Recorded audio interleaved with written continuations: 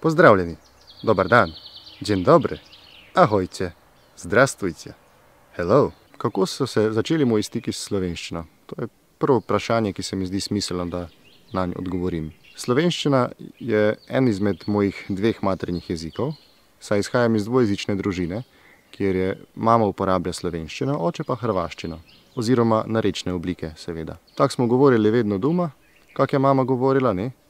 In z mamo pa z njenimi sorodniki smo se vedno pogovarjali tako, po naše, po domoče, ne? Tako da sem v otroštvu večino časa poslušal to mamino narečje. V mojem otroštvu seveda, smo se preselili v Prekmurje. Tam sem začel obiskovati osnovno šolo in se celih 8 oziroma 9 let tudi šolal. Hitro sem se naučil tamkajšnjega prekmurskega narečja. V šoli smo se seveda med sošolci tako pogočavali, ne, po prekmurski. Ne. Torej v osnovni šoli sem se spoznal s knjižno slovenščino.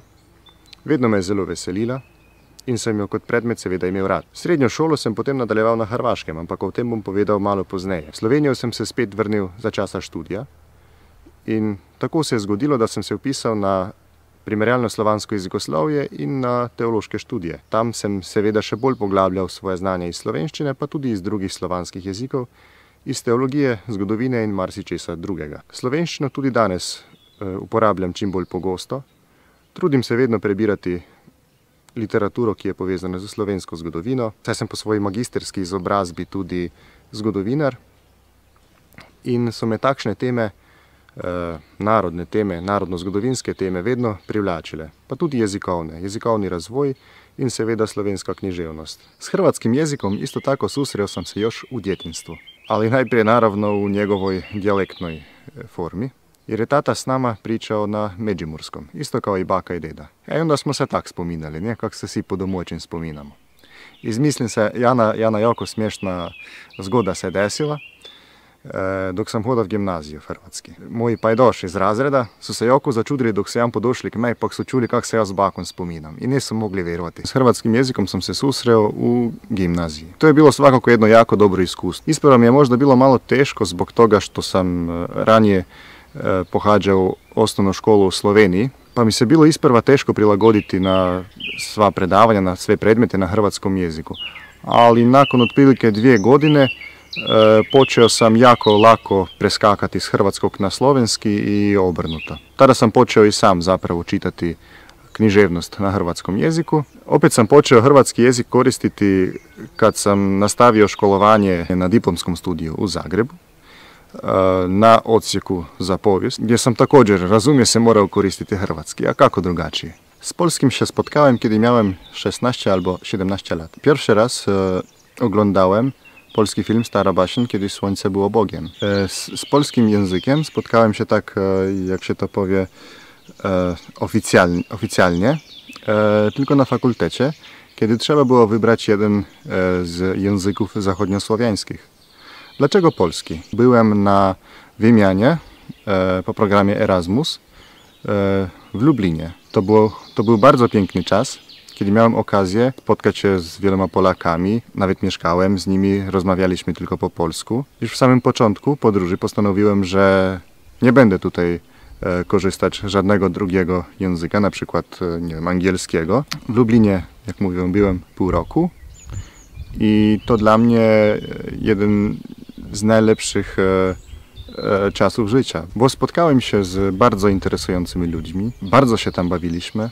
Nie wiem, czy teraz wszystko mówię dobrze, tak jak musiałbym, bo bardzo długo nie korzystałem język polski i często mi się zdarza, że mieszam polski z innymi słowiańskimi językami. Uczyłem go się wraz z rosyjskim. Była taka epizoda, że mieliśmy egzamin z języka polskiego, ale ja wtedy jeszcze nie mówiłem dobrze po polsku, a po rosyjsku to było lepiej jednak.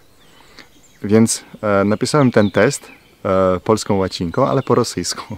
I to było bardzo śmieszne takie. Potem, kiedy wróciłem do Słowenii, to zawsze rozmawiałem z Polakami, którzy też przyjeżdżali do Słowenii na Erasmusa i pamiętam, to było w 2015 roku, kiedy prawie cały czas, tam cały rok, rozmawiałem mniej więcej cały czas po polsku. I to mi się bardzo podobało. Ze slovenskim jazykiem som sa stretol už keď som bol ešte malý. Pretože do Chorvátska Každý rok prichodí veľmi mnoho Slovákov i sú Slováci u nás ako u sebe doma.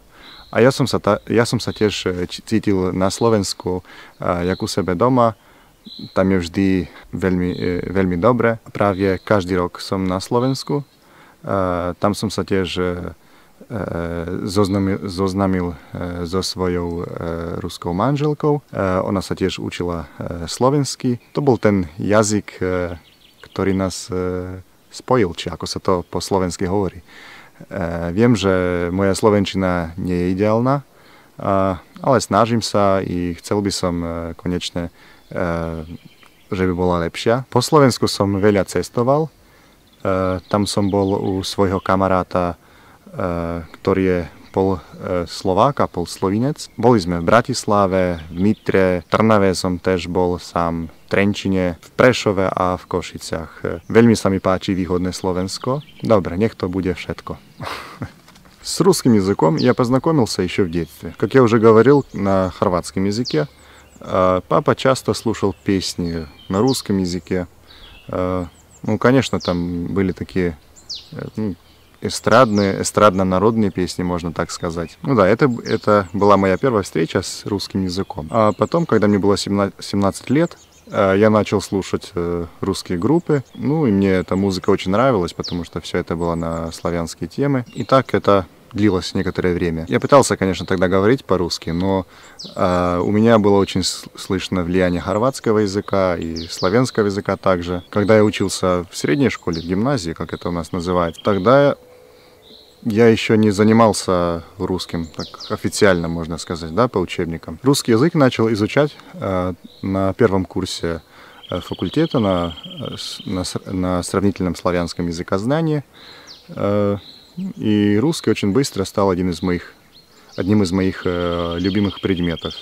Я слушал его 3 года, да, примерно 3. Новый этап в изучении русского языка наступил, когда я познакомился с моей супругой. Она, как я уже сказал, русская, и она еще и филолог русского языка, поэтому она значительно повлияла на улучшение моего русского. Спустя некоторое время я получил стипендию и поехал в Санкт-Петербург по учебе, на обмен, на Санкт-Петербургский государственный университет, на исторический институт. Там я учился полгода, познакомился с многими замечательными преподавателями.